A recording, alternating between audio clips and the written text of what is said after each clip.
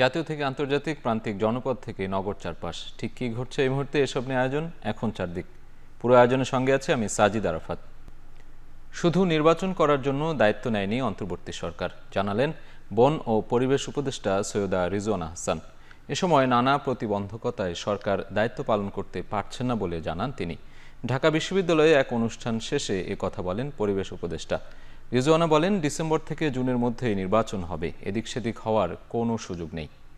শুধুমাত্র ইলেকশন করবার জন্য তো আমরা দায়িত্বটা নিইনি, যেটা আরও দুটো দায়িত্ব আছে, আমরা সেগুলো আসলে পালন করতে পারছি কিনা। কারণ আমরা দায়িত্ব নেওয়ার পর থেকে যার যত রকম দাবি আছে সব দাবি নিয়ে তারা রাস্তায় বসে যাচ্ছে, রাস্তা আটকে দিচ্ছে, একদম ঢাকা শহর অচল হয়ে পড়ছে। সেই অচল অবস্থা নিরসনে আমরা কিছু করতে পারছি কিনা, তো এগুলো আলোচনা করে যেটা আমরা চিন্তা করলাম যে আমাদের এই দায়িত্বটা কিন্তু জাতীয় দায়িত্ব, এবং আমরা তো আগে থেকেই বলছি যে আমরা ক্ষমতা নেইনি, দায়িত্বে আছি। এই দায়িত্বটা পালন করা তখনই আমাদের পক্ষে সম্ভব হবে যখন আমরা সকলের সহযোগিতা পাবো। দেশের কথা কেউ ভাবে না, সেই সাথে সংস্কার সহ নানা বিষয় নিয়ে চ্যালেঞ্জে আছে সরকার, বললেন অর্থ উপদেষ্টা ডক্টর সালেউদ্দিন আহমেদ। সকালে বাংলাদেশ অর্থনীতি অলিম্পিয়াড 2025-এর উদ্বোধন অনুষ্ঠানে এই কথা বলেন তিনি। অর্থ উপদেষ্টা বলেন, IMF-এর সাথে লেনদেন সুখকর নয়, তাদের চাপিয়ে দেয়া কিছু নেওয়া হয়নি। এ সময় সিপিডি নির্বাহী পরিচালক ফাহমিদা খাতুন বলেন, রাজনৈতিক দলগুলো ক্ষমতা নিয়ে নিজের স্বার্থের জন্য নীতি নির্ধারণ করে থাকে, যে কারণে সমাজ পিছিয়ে যায়। এছাড়া ব্যাংকাররা জানান, পতিত আওয়ামী লীগ সরকারের আমলে দেশের অর্থনীতিকে নীতির বাইরে নিয়ে পরিচালনা করা হয়েছে। ব্যাংক লুটের সাথে দখল করা হয়েছে ব্যবসার বড় অংশ। ব্যাংকিং খাত স্বাধীন ছিল না, জোর করে ঋণ দেয়া হতো বড়দের। তবে এখন ব্যাংক খাতে সুশাসন ফিরে এসেছে এবং অর্থনীতি ভালোর দিকে যাচ্ছে বলে জানান আলোচকরা।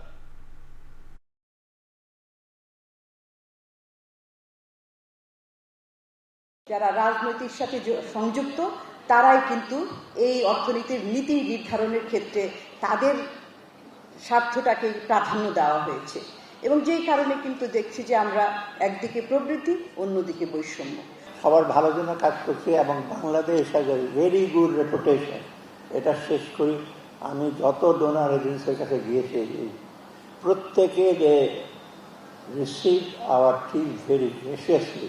দেশে আমাদের সবকিছু সবগুলো এমপ্যাথি, সহমর্মিতা বলে বলা জিনিসগুলো আস্তে আস্তে উঠে গেছে। জনগণকে গুজবে কান না দেওয়ার অনুরোধ করেছে সেনাবাহিনী। শুক্রবার দুপুরে ভেরিফাইড ফেসবুক পেজে সচেতনতামূলক বিজ্ঞপ্তি দিয়ে লেখা এক পোস্টে এ আহ্বান জানায় সেনাবাহিনী।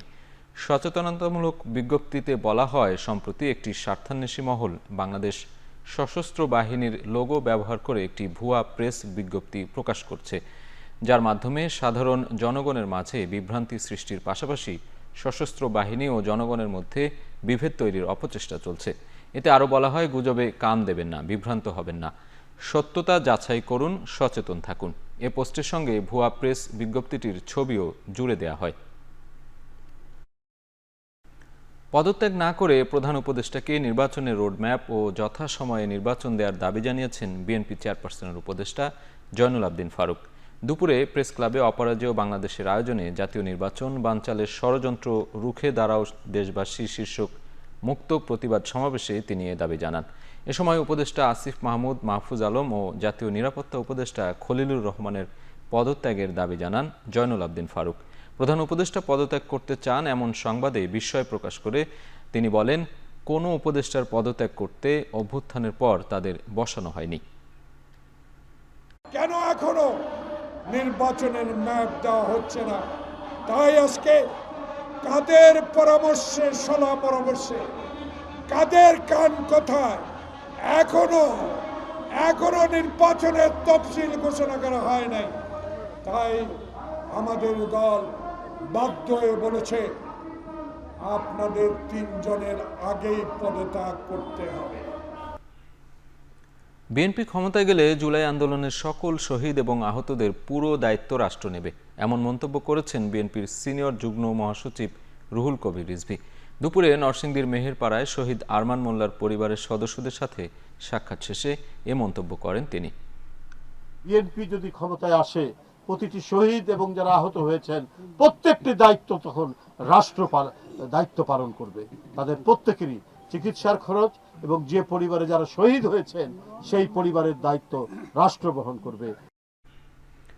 জুলাইয়ের গাদ্দারদের ছাত্র সমাজের কাছে পরিচয় করিয়ে দেওয়ার পাশাপাশি নির্দিষ্ট সময়ের মধ্যে জুলাই ঘোষণাপত্র প্রকাশ না করলে আবারও মাঠে নামার হুঁশিয়ারি দিয়েছে জুলাই ঐক্য চট্টগ্রামের নেতারা। জুমার নামাজের পর জুলাই ঐক্য বিনষ্টের ষড়যন্ত্র এবং ভারতীয় আধিপত্যবাদের বিরুদ্ধে বিক্ষোভ মিছিল পরবর্তী সমাবেশে এ হুঁশিয়ারি দেন তারা। নামাজ শেষে নগরের আন্দরকিল্লা শাহী জামে মসজিদ প্রাঙ্গণে জড়ো হন জুলাই ঐক্য চট্টগ্রামের নেতাকর্মীরা। এরপর শুরু হয় মিছিল। নগরীর চেরাগি পাহাড় হয়ে মিছিলটি প্রেস ক্লাবে সংক্ষিপ্ত সমাবেশে মিলিত হয়। বক্তারা বলেন যে ঐক্য নিয়ে জুলাই গণ অভ্যুত্থান হয়েছিল সে ঐক্য ভাঙতে দেশি বিদেশি ষড়যন্ত্র হচ্ছে।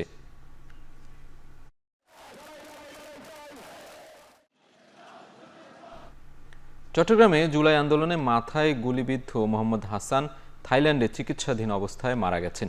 বিষয়টি নিশ্চিত করেছেন বৈষম্য বিরোধী ছাত্র আন্দোলনের কেন্দ্রীয় মুখপাত্র উমামা ফাতেমা। বৃহস্পতিবার রাত 11টার দিকে চিকিৎসাধীন অবস্থায় মৃত্যু হয় তার। জুলাই আন্দোলনে মাথায় গুলিবিদ্ধ হওয়ার পর দীর্ঘদিন চট্টগ্রাম মেডিকেল ও সিএমএইচে চিকিৎসাধীন ছিলেন হাসান। পরে তাকে উন্নত চিকিৎসার জন্য পাঠানো হয় থাইল্যান্ডে। সেখানে 10 এপ্রিল পর্যন্ত ছিলেন লাইফ সাপোর্টে। পরে অবস্থার অবনতি হওয়ায় 25 এপ্রিল তাকে আবারও লাইফ সাপোর্টে নেওয়া হয়। সবশেষ গতরাতে তার মৃত্যুর খবর নিশ্চিত করে পরিবার। এর আগে 5 আগস্ট চট্টগ্রামে টাইগার পাসে আন্দোলনের সময় মাথায় গুলিবিদ্ধ হন হাসান।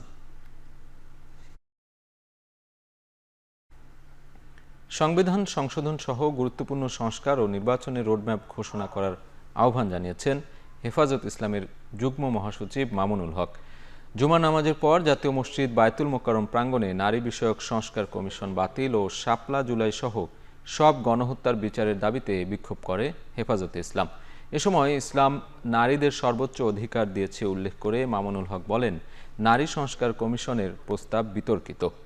দ্রুত নারী সংস্কার কমিশনের বাতিল করতে হবে। ফ্যাসিবাদের দোসররা দ্বন্দ্ব সংঘাত উস্কে দিয়ে দেশকে ধ্বংসের দ্বারপ্রান্তে নিয়ে যাচ্ছে বলে মন্তব্য করেন হেফাজতের এই নেতা। ক্ষমতা নিয়ে বিভাজন না করে বিএনপি, জামায়াতে ইসলামী, ছাত্রনেতা ও তৌহিদি জনতাকে বিভেদ ভুলে ঐক্যবদ্ধ হওয়ার আহ্বান জানান তিনি। রাজনৈতিক ব্যবস্থা এবং নির্বাচন ব্যবস্থা সহ গুরুত্বপূর্ণ প্রতিটি সংস্কারের রোডম্যাপ ঘোষণা করেন। কবে নাগাদ আপনারা এই সকল সংস্কারগুলো করবেন? এই সংস্কারগুলোর একটা রোডম্যাপ ঘোষণা করেন। রোডম্যাপের ভিত্তিতে যথা উপযুক্ত সময়ে একটি যৌক্তিক সময়ের মধ্যে নির্বাচনের রোডম্যাপ ঘোষণা করেন। নারী সংস্কার কমিশনের প্রতিবেদন বাতিল ও নেতাকর্মীদের বিরুদ্ধে মিথ্যা মামলা প্রত্যাহারের দাবিতে চট্টগ্রামে বিক্ষোভ সমাবেশ করেছে হেফাজতে ইসলাম। জুমা নামাজের পর নগরীর আন্দরকিল্লা শাহী জামে মসজিদ প্রাঙ্গণে বিক্ষোভ করেন দলের নেতাকর্মীরা। জুমা নামাজের পরেই মসজিদ প্রাঙ্গণে জড়ো হতে থাকেন নেতাকর্মীরা। সেখানে সংক্ষিপ্ত সমাবেশে বক্তারা বলেন, নারী সংস্কার কমিশনের দাখিল করা প্রতিবেদন প্রত্যাহার ও কমিশন বাতিল, সংবিধানে আল্লাহর উপর পূর্ণ আস্থা ও বিশ্বাস পুনঃস্থাপন, হাসিনার শাসনামলে দায়ের করা সব মিথ্যা মামলা প্রত্যাহারের দাবি জানান তারা। একই সাথে শাপলা চত্বর সহ সকল গণহত্যার বিচার দ্রুত সম্পন্ন করা এবং ভারত ও ফিলিস্তিনে মুসলমানদের গণহত্যা বন্ধের দাবি জানানো হয়। এ সময় তারা চট্টগ্রাম বন্দর বিদেশিদের হাতে তুলে না দেওয়ারও আহ্বান জানান। পরে একটি বিক্ষোভ মিছিল নগরীর গুরুত্বপূর্ণ সড়ক প্রদক্ষিণ করে প্রেসক্লাবে গিয়ে শেষ হয়। সিএনজি চুরির পরিকল্পনা থেকে চালককে হাতুড়ি দিয়ে পিটিয়ে হত্যা করা হয়েছে দাবি করেছে র্যাব। এক সংবাদ সম্মেলনে র্যাব 4-এর অধিনায়ক লেফটেন্যান্ট কর্নেল মাহবুব আলম জানান, আটক মুসা, সৌরভ এবং ইয়াসিন এই হত্যা পরিকল্পনায় জড়িত ছিলেন। গেল 15 মে মধ্যরাতে ইয়াসিন বাচ্চুর সিএনজি ভাড়া করে চোর চক্রের সদস্যরা এক পর্যায়ে পরিকল্পিতভাবে হাতুড়ি দিয়ে বাচ্চুর মাথায় আঘাত করে মৃত্যু নিশ্চিত করে তারা এবং সিএনজি নিয়ে পালিয়ে যায়। অপর একটি ঘটনায় জমির দালাল শাহিনকে হত্যার ঘটনায় মেহেদি হাসান নামে একজন বিদেশিকে রিভলভার ও 17 রাউন্ড গুলি সহ গ্রেপ্তার করেছে র্যাব।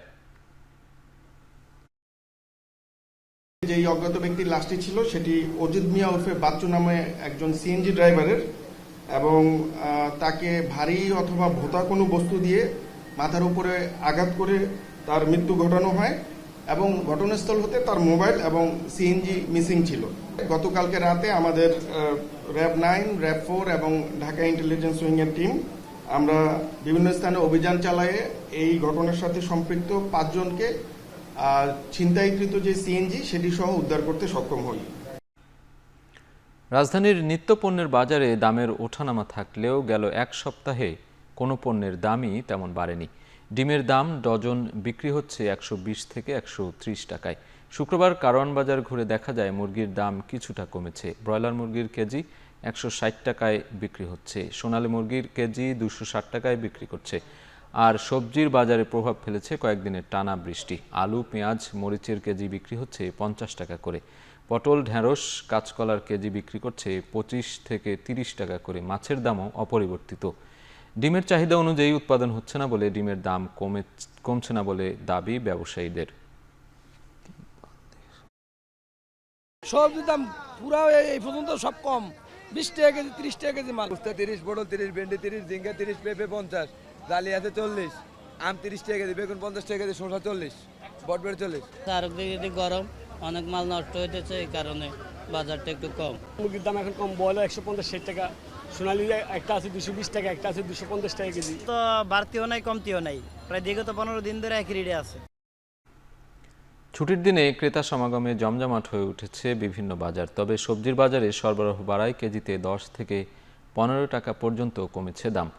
যদিও সমুদ্রে মাছ ধরা বন্ধ থাকা এবং বৈরী আবহাওয়ার কারণে বাজারে কমেছে মাছের সরবরাহ। শুক্রবার ছুটির দিনে ময়মনসিংহের বাজারে সব ধরনের সবজির সরবরাহ ভালো থাকায় কমেছে দাম, যার কারণে সপ্তাহের ব্যবধানে খুচরা পর্যায়ে কেজি প্রতি 10 থেকে 15 টাকা কমেছে সব ধরনের সবজির দাম। বেগুন বিক্রি হচ্ছে 40 থেকে 45 টাকা, করলা 30 টাকা, শসা 40 এবং ঢেঁড়স বিক্রি হচ্ছে 30 টাকা কেজি দরে। তবে অপরিবর্তিত রয়েছে কাঁচা মরিচের দাম। সপ্তাহের ব্যবধানে সিরাজগঞ্জে কমেছে সব ধরনের সবজির দাম। মরিচ, আলু, পেঁয়াজ সহ প্রতিটি সবজি কেজিতে 5 থেকে 10 টাকা কমে বিক্রি হচ্ছে। তবে চাহিদা বাড়ায় মশলার দাম কিছুটা বেড়েছে। এদিকে সাগরে মাছ ধরায় নিষেধাজ্ঞা থাকায় চট্টগ্রামের ফিশারি ঘাটে সরবরাহ কমেছে সামুদ্রিক মাছের। সমুদ্র, মিঠা পানি বা চাষের মাছের দাম কেজিতে 50 থেকে 200 টাকা পর্যন্ত বেড়েছে। চাঁদপুর বড় স্টেশন মাছ ঘাটে সরবরাহ কমেছে ইলিশের। গেল সপ্তাহের তুলনায় কেজিতে 50 থেকে 100 টাকা পর্যন্ত বেড়েছে মাছের দাম। 1 কেজি ওজনের ইলিশ বিক্রি হচ্ছে 2600 থেকে 2700 টাকায়।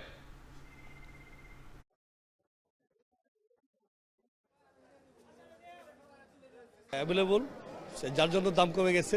এটা এই সবজি সচরাচর পাওয়া যাচ্ছে। ঢেঁড়স কমছে, চিচিঙ্গা কমছে, বেগুনও কমছে, আপনার পটলও কমছে, সব সবজির দাম কমছে। আমার রোজগার অনুযায়ী বেশি দাম, আমাদের যে ইনকাম ওই অনুযায়ী অনেক বেশি। বেগুন আনছে 60 টাকা, তো বেগুন 30 টাকা 40 টাকা হইলে আমাদের জন্য ভালো হইতো আর কি।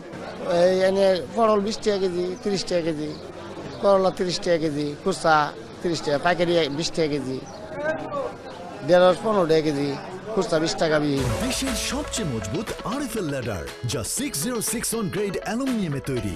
শক্তিশালী এমএস ক্রসবার নিশ্চিত করে সর্বোচ্চ নিরাপত্তা। RFL ladder. ঈদুল আজহা উপলক্ষে জমতে শুরু করেছে কোরবানির পশুর হাটগুলো। এ নিয়ে বিস্তারিত জানতে আমরা চলে যাব কিশোরগঞ্জ। আমাদের সহকর্মী রয়েছেন সেখানে মশহুর কায়েস, এবং চট্টগ্রামে রয়েছেন আর এক সহকর্মী। শুরুতে যেতে চাই কিশোরগঞ্জে শোলাকিয়া ইছাগঞ্জ গরুর হাট থেকে যুক্ত হবেন মশহুর কায়েস।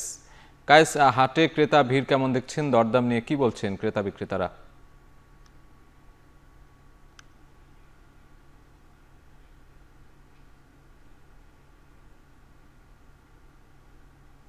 হাটগুলো, তবে আজকে ক্রেতাদের ভিড় খুব বেশি না থাকলেও কিন্তু ছুটির দিন থাকায় কিন্তু আলাদা একটা দৃষ্টি কেড়েছে। কারণ ছুটির দিন থাকায় অনেকেই সেই অবসর সময়টাকে কিন্তু আসছেন ঘুরে ফিরে হাটগুলোতে, যে পছন্দের পশুটিকে আসলে কোরবানির জন্য কেনা যায় কিনা। তবে আজকে হাটগুলোতে খুব বেশি বড় গরু পাওয়া যায়নি, মাঝারি থেকে ছোট গরু সংখ্যায় আমরা কিন্তু সবচেয়ে বেশি দেখেছি। আমি একটু যদি তথ্য দিতে চাই, যেহেতু কোরবানির খুবই নিকটে, ইতোমধ্যেই জেলার বিভিন্ন স্থানে কিন্তু আসলে হাটগুলো বসতে শুরু করেছে। এবার জেলায় কিন্তু আসলে 63টি হাট প্রস্তুত করা হয়েছে পশুর ক্রয় বিক্রয়ের জন্য, এবং যেই পশু প্রস্তুত করা হয়েছে জেলায় সেটি কিন্তু প্রায় 2 লক্ষ, এবং এর মধ্যে থেকে প্রায় 1,80,000-এর উপরে চাহিদা রয়েছে, যেখান থেকে 30 থেকে 35,000 পশু কিন্তু আসলে বাড়তি থাকবে। সেটি কিন্তু স্থানীয় চাহিদা মিটিয়েও কিন্তু জেলার বাইরে প্রেরণ করা সম্ভব, সেটি কিন্তু বলছে আসলে প্রাণী সম্পদ অধিদপ্তর। আর আমি যদি বলি যে আজকের হাটটি মূলত বেশিরভাগই আমরা যে বিষয়টি দেখেছি যে ক্রেতারা আসছেন, দাম দর করছেন, এবং তাদের পছন্দ হলে আসলে মাঝারি থেকে ছোট গরুগুলোই আসলে বেশি যাচ্ছে। তবে বড় গরুগুলো যেগুলো রয়েছে আমরা দেখেছি যে সেগুলো কিন্তু আসলে এখনো পর্যন্ত খামারিরা নিয়ে আসছেন না, যেহেতু আরও খানিকটা সময় ঈদের বাকি রয়েছে। সেক্ষেত্রে কিন্তু আসলে তারা মনে করছেন হয়তো বা আরও কিছুটা সময় পরে বড় গরুগুলো নিয়ে ভিড় করবেন হাটগুলোতে, এবং তারা ভালো দাম পাবেন। আর সব মিলিয়ে যদি বলে যে কিশোরগঞ্জে কিন্তু এবার আসলে যে গরু প্রস্তুত করা হচ্ছে সবগুলো গরুতেই প্রাণী সম্পদ অধিদপ্তর বলছে, এবং অনেক খামারিদের সঙ্গে কথা হচ্ছে, আমাদের গরুর যারা পাইকার রয়েছে, মালিক রয়েছে, তাদের সঙ্গে কথা হয়েছে, তারা বলছে একেবারেই প্রাকৃতিক উপায়ে বিভিন্ন ধরনের পশু কিন্তু এবার আসলে তৈরি করা হয়েছে কুরবানির জন্য। এবং কিশোরগঞ্জ থেকে যে পরিমাণ পশু প্রস্তুত করা হচ্ছে সেটি কিন্তু চাহিদার তুলনায় এবছর অনেক বেশি। তো আজকে থেকে বিভিন্ন অঞ্চলে যে শুরু হয়েছে সেই বিভিন্ন জেলার বিভিন্ন স্থানে যে পশুর কেনাবেচা শুরু হয়েছে, আজকে কিন্তু মোটামুটি পশু কেনাবেচা হচ্ছে। তো এই ছিল আমার কাছে কিশোরগঞ্জ থেকে সাজিদ সর্বশেষ তথ্য পশুর হাট থেকে। এ পর্যায়ে যেতে চাই চট্টগ্রামে, সহকর্মী শোয়েব রহমান আছেন। শোয়েব, আপনি নিশ্চয়ই শুনতে পাচ্ছেন সেখানে পশুর হাট কেমন জমতে শুরু করেছে এবং পশুর হাট থেকে আয় কমেছে কি কারণে, বা ক্রেতা বিক্রেতারা কি বলছেন জানাবেন। সাজিদ, চট্টগ্রামের মহানগরের ভেতরে যে পশুর হাটগুলো রয়েছে সেগুলোতে এখনো আসলে বেচা কেনা শুরু হয়নি, কিংবা পশু আসার কার্যক্রমও কিন্তু এখনো শুরু হয়নি। এখন হাটগুলো প্রস্তুত করা হচ্ছে বেচা বিক্রির উপযুক্ত করার জন্য, বিশেষ করে যেহেতু বর্ষাকাল, হাটগুলোতে এখন উপরে শামিয়ানা টাঙানোর কাজ চলছে, এবং অল্প কিছু যেই খামারগুলো রয়েছে হাটের আশেপাশে সেখান থেকে কয়েকটি গরু হয়তো বা হাটগুলোতে এসেছে, এবং সেটি চট্টগ্রাম যেহেতু শহর এলাকা, মহানগর এলাকা, এবং সেখানে কিন্তু মানুষের পশু রাখার স্থান কম, যে কারণে মানুষ এখানে পশুগুলো ক্রয় বিক্রয় করে থাকেন একেবারে শেষ মুহূর্তে, যে কারণে হাট বসতে আরও কিছুদিন সময় লাগবে, সপ্তাহখানেকের মতো সময় লাগবে বলে আমরা জানতে পেরেছি। এরই মধ্যে হাট ইজারা দেওয়ার যে কার্যক্রম সেটি কিন্তু সিটি কর্পোরেশনের পক্ষ থেকে এরই মধ্যে সম্পন্ন করা হয়েছে। চট্টগ্রামে এবার সিটি কর্পোরেশন 8টি হাট বসাবার অনুমতি পেয়েছে জেলা প্রশাসনের পক্ষ থেকে। সেখানে দেরি হওয়ার কারণে একটি হাটের ইজারা করা সম্ভব হয়নি, বাকি 7টি হাটের ইজারা হয়েছে, এবং সেই 7টি হাট থেকে এবার সিটি কর্পোরেশন 2,22,00,000 টাকার মতো আয় করবে, কিন্তু গেল বছর কিন্তু সেই আয় ছিল প্রায় 5,06,00,000 টাকার উপরে। স্বাভাবিকভাবে বোঝা যাচ্ছে যে এবার কিন্তু আয় অর্ধেকেরও বেশি কমে গিয়েছে, এবং যেই হাটগুলো ইজারা দেওয়া হয়েছে সেই হাটগুলোর মধ্যে ইজারা দাম কম পড়ার কারণে কিন্তু 2বার করে সে পুনঃদরপত্র আহ্বান করা হয়, কিন্তু তারপরেও কিন্তু কাঙ্ক্ষিত যে দর সেটি কিন্তু পাওয়া যায়, অর্থাৎ গেলবারের তুলনায় কিন্তু এবার দাম অনেকটাই কম পড়ছে। এবং যেই চট্টগ্রামের 3টি স্থায়ী পশুর হাট রয়েছে, একটি বিবির হাট পশুর গরুর বাজার, এবং আরেকটি হচ্ছে সাগরিকা গরুর বাজার, এবং এর বাইরে পোস্তারপাড় ছাগলের বাজার। 3টি পশুর হাটে কিন্তু এখনো পর্যন্ত বেচাকেনা সেভাবে জমে ওঠেনি। সিটি কর্পোরেশন বলছে যেহেতু এখন মহানগর সহ আশেপাশের উপজেলাগুলোতে ব্যাপক হারে এগ্রো ফার্ম গড়ে উঠেছে, এবং যারা মূলত শিল্পপতি বা ব্যবসায়ী কিংবা বড় আকারের গরু যারা কেনেন, তারা কিন্তু এই হাটের ভিড়ভাট্টা এড়াবার জন্য তারা কিন্তু এই এগ্রো ফার্মগুলো থেকে বেচা বিক্রি করে থাকেন, এবং সেই কারণে পশুর হাটের বেচা বিক্রি কিছুটা কমে গিয়েছে, এবং সেই কারণে মূলত যারা ইজারাদাররা রয়েছেন তারা কম দামে আসলে পশুর হাটগুলো ইজারা করার জন্য কম দাম চাচ্ছেন বা কম দাম দিতে চাচ্ছেন। এবং এর বাইরে আরেকটি বিষয় যেটি রয়েছে সেটি হলো গেল বছর কিন্তু পশুর দাম সেভাবে খুব একটা বাড়েনি, অর্থাৎ ক্রেতারা একদিকে স্বস্তি পেলেও কিন্তু বিক্রেতারা যারা রয়েছেন তারা কিন্তু বলছিলেন যে পশুর দাম কিন্তু অনেকটাই কম, এবং সেই কারণে ইজারাদাররা যারা ছিলেন তারাও কিন্তু কাঙ্ক্ষিত মুনাফা করতে পারেননি, এবং সেই আশঙ্কা থেকে তারা ধারণা করছেন যে এবারও যদি চাহিদার অতিরিক্ত পশু মজুদ থাকে সেক্ষেত্রে এবারও তারা ভালো দাম পাবেন না, এবং ইজারার যে মূল্য কমে গিয়েছে এটিও কিন্তু একটি মূল কারণ। তো সবকিছু মিলিয়ে যেই 8টি পশুর হাট অস্থায়ীভাবে এবং স্থায়ীভাবে সিটি কর্পোরেশনের পক্ষ থেকে তৈরি করা হচ্ছে, সেগুলোতে এখন শামিয়ানা টাঙানোর কাজ চলছে। পশু আসতে আরও 1 সপ্তাহখানেকের মতো সময় লাগবে, তবে গ্রামে গঞ্জে অর্থাৎ যে উপজেলাগুলো রয়েছে সেগুলোতে কিন্তু স্বল্প পরিসরে এখনই পশু উঠতে শুরু করেছে। সাজিদ। ধন্যবাদ শোয়েব রহমান। আমরা কোরবানির পশুর হাটের খবর সরাসরি জানাতে যুক্ত ছিলেন আমাদের সহকর্মী কিশোরগঞ্জ থেকে মশিউর কায়েস এবং চট্টগ্রাম থেকে শোয়েব রহমান। চাঁপাইনবাবগঞ্জে আম রপ্তানি বিষয়ক কর্মশালা অনুষ্ঠিত হয়েছে। সকালে শহরের শহীদ সাটু হল অডিটোরিয়ামে 5 শতাধিক আম চাষি ও ব্যবসায়ীদের নিয়ে এই কর্মশালার আয়োজন করা হয়। আয়োজনে রপ্তানিযোগ্য আম উৎপাদনের নানা বিষয় নিয়ে আলোচনা করা হয়। এতে আম চাষি, ব্যবসায়ী সহ সংশ্লিষ্টদের দক্ষতা বাড়বে বলে মনে করেন আয়োজকরা। অন্যদিকে সম্প্রসারিত হবে আম রপ্তানির সুযোগ। কর্মশালায় বক্তব্য রাখেন চাঁপাইনবাবগঞ্জ কৃষি অ্যাসোসিয়েশনের সাধারণ সম্পাদক মুঞ্জের আলম মানিক, শিবগঞ্জ প্রডিউসার কোঅপারেটিভ সোসাইটির সাধারণ সম্পাদক ইসমাইল খান শামীম, ঢাকা শেরেবাংলা কৃষি বিশ্ববিদ্যালয়ের হর্টিকালচার বিভাগের প্রফেসর ডক্টর জসিম উদ্দিন, ঢাকা দক্ষিণ জামায়াতে ইসলামীর আমির নুরুল ইসলাম বুলবুল সহ আরও অনেকে উপস্থিত ছিলেন।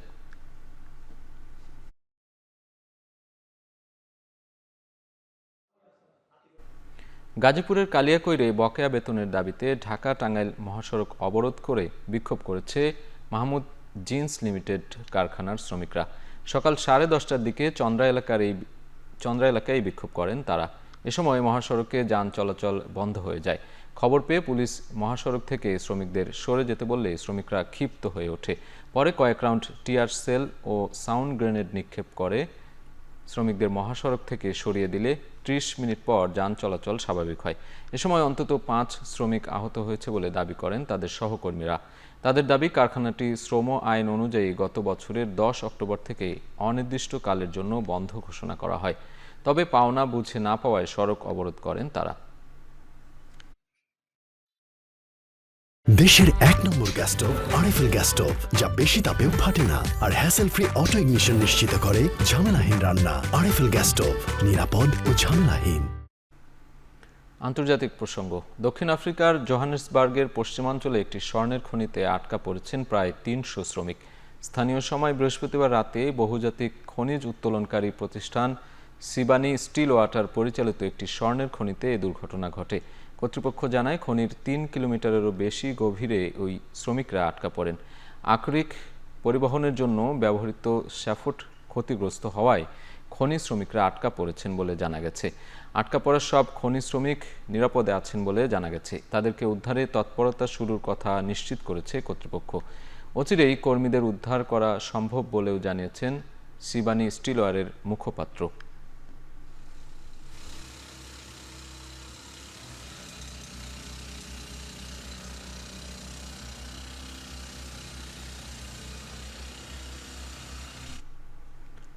উত্তর কোরিয়ার যুদ্ধ জাহাজ ভেঙে পড়ার একটি স্যাটেলাইট ছবি প্রকাশ করেছে রাষ্ট্রীয় সংবাদ মাধ্যম KCNA। প্ল্যানেট ল্যাবস থেকে তোলা স্যাটেলাইট ছবিতে দেখা গেছে শুক্রবার উত্তর কোরিয়ার চংজিন শিপইয়ার্ডে যুদ্ধজাহাজটি ভেঙে পড়ে। ক্ষেপণাস্ত্র উৎক্ষেপণের সময় এটি দুর্ঘটনার শিকার হয়। শুক্রবার রাষ্ট্রীয় সংবাদ মাধ্যম KCNA জানিয়েছে, উত্তর কোরিয়া এই সপ্তাহে উৎক্ষেপণ কাজ চালানোর সময় ঘটে যাওয়া দুর্ঘটনার পূর্ণাঙ্গ তদন্ত শুরু হয়েছে। পিয়ংইয়ং জানিয়েছে, বুধবার উৎক্ষেপণের সময় জাহাজটি ভারসাম্য হারিয়ে ফেলার কারণে এই ঘটনা ঘটে।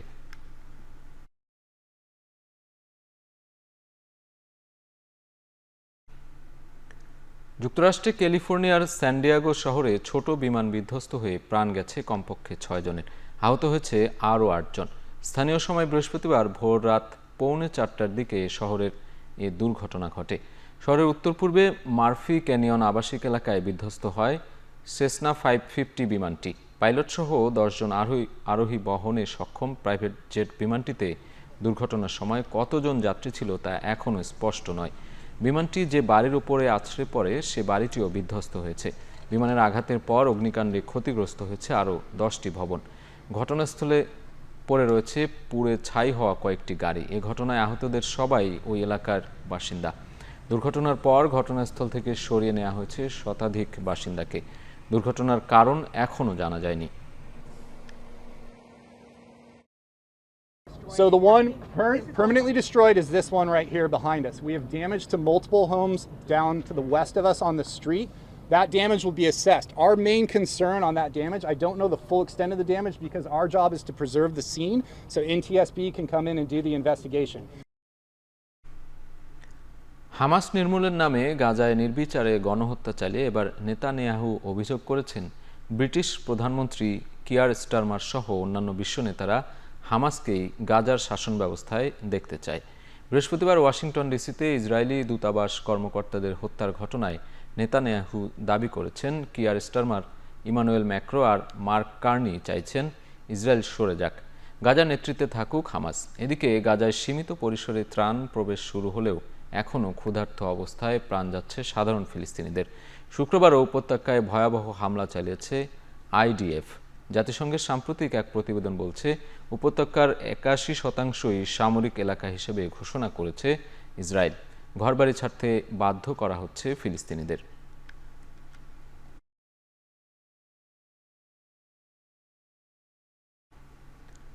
বিশ্বখ্যাত হার্ভার্ড বিশ্ববিদ্যালয়ে বিদেশি শিক্ষার্থীদের ভর্তি নিষিদ্ধ করল ট্রাম্প প্রশাসন।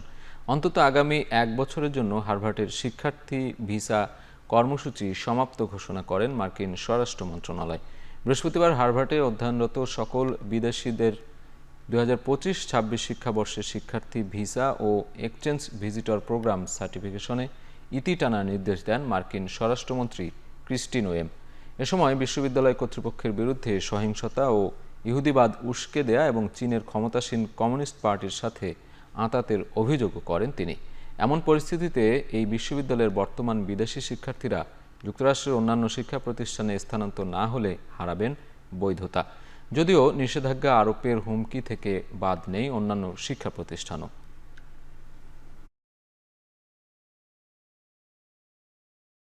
প্রধান উপদেষ্টা ডক্টর ইউনূস সরে গেলে সমাধান নয় বরং শূন্যতা তৈরি হবে, তাই আলাপ আলোচনার মাধ্যমে সমস্যা সমাধানের আহ্বান জানিয়েছেন এবি পার্টির চেয়ারম্যান মুজিবুর রহমান মঞ্জু। দুপুরে বিজয়নগরে পার্টির কেন্দ্রীয় কার্যালয়ে রাষ্ট্রের সম্ভাব্য রাজনৈতিক সংকট ও জটিল পরিস্থিতি প্রসঙ্গে সংবাদ সম্মেলনে একথা বলেন তিনি। উনি যদি এখান থেকে সরে যান, আমাদের ঐক্যমতের ভিত্তিতে অন্য কেউ এই দায়িত্ব নিতে সাহস করবেন না, এবং যে পরিস্থিতিতে এটা হচ্ছে সেই পরিস্থিতিতে একটা শূন্যতা এবং একটা ভয় ভীতি অনেকের মধ্যে কাজ করবে, একটা অবিশ্বাস আমাদের মধ্যে কাজ করবে। সেজন্য আমরা আপনাদের মাধ্যমে আজকে স্পষ্ট করে বলতে চাই যে পদত্যাগ কোনো সমাধান নয়, বরং আলাপ আলোচনার মাধ্যমে সকল পক্ষ আপনারা একটা সমঝোতামূলক সমাধানে আসুন। দ্বিতীয় দিনের মতো চলছে আইসিবিসি এক্সপো ২০২৫। প্রদর্শনীতে টেলিভিশন চ্যানেল সহ অন্তত ১০০টি প্রতিষ্ঠান অংশ নিয়েছে। শুক্রবার কনভেনশন সিটি বসুন্ধরায় দ্বিতীয় দিনের আয়োজনে উঠে আসে ডিজিটাইজেশনের পাশাপাশি টিআরপি রেটিং পয়েন্ট চালুর বিষয়। একই সাথে পাইরেসি বন্ধে সরকারের মনোযোগী হওয়া দরকার বলে মনে করেন বক্তারা। এছাড়া আগামী ২-৩ বছরের মধ্যে ডিজিটাইজেশন নিয়ে কাজ করার আশা প্রকাশ করেন তারা। কেবল টিভি শিল্পটিকে ডিজিটাইজেশন করার লক্ষ্যে এবং কেবল ও ব্রডব্যান্ড খাতের অগ্রযাত্রা একত্রিত হয়ে কাজ করার চিন্তা থেকেই এই এক্সপো আয়োজন করেছে কেবল অপারেটরস অ্যাসোসিয়েশন।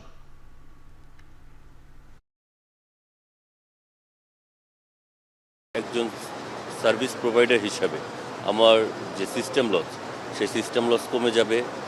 টেলিভিশন চ্যানেল মালিক যারা আছেন তারাও গ্রাউন্ড থেকে যে রেভিনিউটা জেনারেট করতে চাচ্ছেন সেটাও তারা মানে পাওয়ার একটা পসিবিলিটিস তৈরি হবে।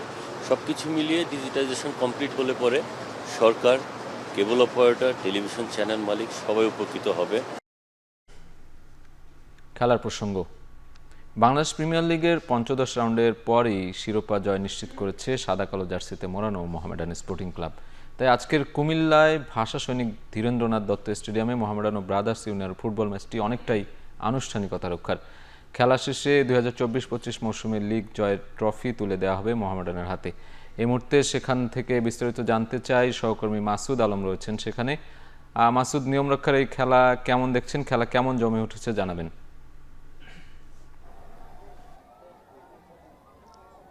সাজেদ, নিয়ম রক্ষার ম্যাচ হলো আমরা দেখেছি শুরু থেকে আসলে দু দলের যে লড়াই সেটা কিন্তু আসলে দর্শকদেরকে মাতিয়ে তুলেছিল। কারণ হচ্ছে যে কুমিল্লা স্টেডিয়াম মানে আসলে মোহামেডানের যে দর্শকদের উল্লাস সেটি কিন্তু আজকেও আমরা সেটি লক্ষ্য করেছি। কারণ হচ্ছে যে দর্শকদের উচ্ছ্বাস উন্মাদনা কিন্তু কম ছিল না। কারণ হচ্ছে যে আজকে যে ব্রাদার্স ইউনিয়ন এবং মোহামেডানের যে ম্যাচটি সেটি আসলে রাঙ্গিয়েছেন দু দলের খেলোয়াড়রাই। কারণ হচ্ছে আমরা দেখেছি যে অনেকটাই আসলে হতাশা ছিল, কারণ হচ্ছে যে পঞ্চদশ রাউন্ডের পরপরই কিন্তু মোহামেডান শিরোপা নিশ্চিত করেছেন, কারণ এর কারণে কিন্তু দর্শকদের মধ্যে খেলা নিয়ে মূলত একটু হতাশা ছিল, কারণ খেলাটা কেমন হতে পারে। কিন্তু শেষ পর্যন্ত আমরা দেখেছি যে দুই দলের লড়াইয়ে শেষে 3-3 গোলে তারা ম্যাচটি ড্র হয়েছে। তো খেলা শেষে আমরা দেখছি এখন মঞ্চ তৈরি হচ্ছে।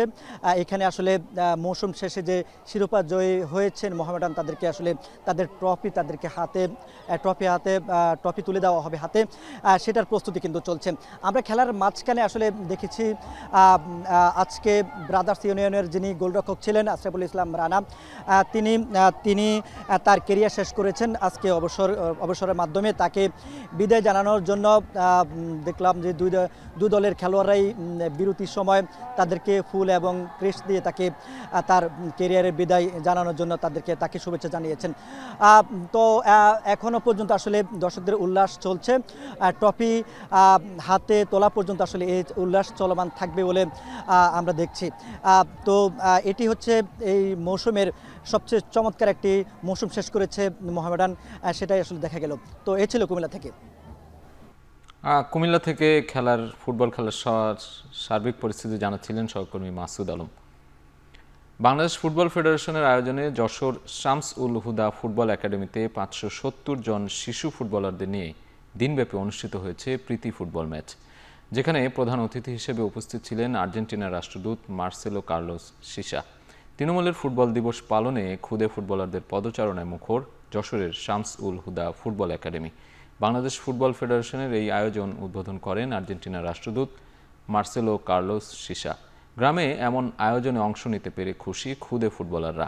রুটস ফুটবল ডে উপলক্ষে শামস উল হুদা একাডেমির 10টি মাঠে খুলনা বিভাগের বিভিন্ন জেলার 15টি ফুটবল প্রশিক্ষণ কেন্দ্রের খুদে ফুটবলাররা খেলায় অংশ নেন। তাদের মধ্যে 16 জন ছিল বিশেষায়িত শিশু। ফুটবলের পাইপলাইন শক্ত করতে এমন উদ্যোগের কথা জানান বাফুফে সভাপতি তাবিত আউয়াল। বিকেএসপির বাইরে এরকম একটা একাডেমি আমরা দেখতে পাচ্ছি। ওনার সাথে আমাদের জনাব নাসির জাহিদি সাহেবের সাথে ওনার যে এক্সিকিউটিভ কমিটি মেম্বাররা আছেন, আমরা যারা বাফুফে কর্তৃপক্ষরা আছি, আমরা সবাই নিরসভাবে কাজ করতেছি যে বাংলাদেশের ফুটবলটাকে যেন এবং গ্রাসরুটস লেভেল থেকে এই উপর পর্যায়ে আমরা নিয়ে আসতে পারি। টেস্ট ক্রিকেট থেকে অবসরের ঘোষণা দিয়েছেন Sri Lankan all rounder Angelo Mathews. 17 June বাংলাদেশের বিপক্ষে 2 ম্যাচ সিরিজের প্রথম ম্যাচই হতে যাচ্ছে তার ক্যারিয়ারের শেষ ম্যাচ। সামাজিক যোগাযোগ মাধ্যমে নিশ্চিত করেছেন ম্যাথিউস নিজেই। টেস্টকে বিদায় বললেও ওয়ানডে ও টি20 খেলার জন্য প্রস্তুত আছেন বলে জানিয়েছেন এই অলরাউন্ডার। যদিও রঙিন পোশাকে এখন বেশ অনিয়মিত তিনি। 118 টেস্টে 8167 রান করেছেন এই তারকা। দেশের হয়ে সাদা পোশাকে রানের হিসেবে কুমার সাঙ্গাকারা ও মাহেলা জয়াবর্ধনের পরই আছেন 37 বছর বয়সী এই ক্রিকেটার। সাদা পোশাকে দলকে নেতৃত্ব দিয়েছেন 40 ম্যাচে।